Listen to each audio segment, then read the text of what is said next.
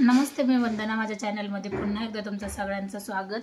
37 साईजला किती आपण म्हणजे कितीची घडी घेऊन आपण बाही कटिंग करू शकतो. आता आपण जर चार लेअरमध्ये जर आपण बाही कटिंग केली तर पुरणार नाही, कारण आपल्याला 9.5ची घडी लागते.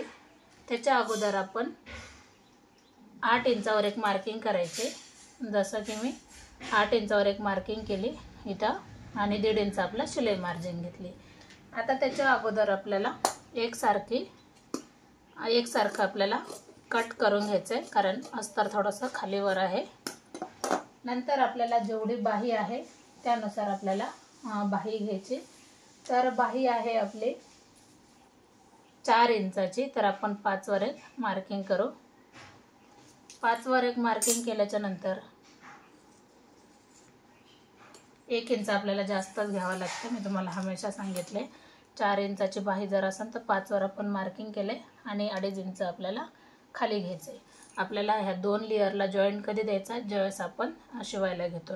आणि नंतर आपल्याला हलक्या हाताने याला आकार देऊन घ्यायचा. आता ही जी घडीची लाईन होती ती आपण सरळ केली, म्हणजे इथपासून एवढं आपलं 8 इंचाची घडी आणि त्याच्यामध्ये 1.5 इंच आपण शिलाई मार्जिन घेतली. आता दंडघेर किती आहे? दंडघेर आहे 6 इंच. 6 वर एक मार्किंग, त्याच्यामध्ये आपण 1.5 ते 2 इंच शिलाई मार्जिन ठेवू शकतो. आता ही लाईन आपण इथं जॉईंट करून घेऊ. अशा पद्धतीने आपली बाही जवळजवळ ही पूर्ण कंप्लीट झाली. आता आपण ज्यावेळेस शिवणार तर त्यावेळेला याला जॉईंट द्यायचं आहे. 37 साईजमध्ये सोप्या पद्धतीने आपण बाही कटिंग दाखवली.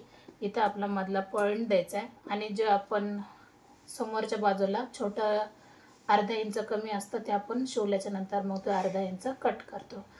तर इकडच्या बाजूने आपल्याला जॉईंट द्यायची, इकडच्या बाजूने जॉईंट द्यायची नाही. व्हिडिओ आवडला तर लाईक, शेअर, सबस्क्राईब. पुन्हा भेटू नवीन चांगल्या व्हिडिओमध्ये. तोपर्यंत नमस्ते.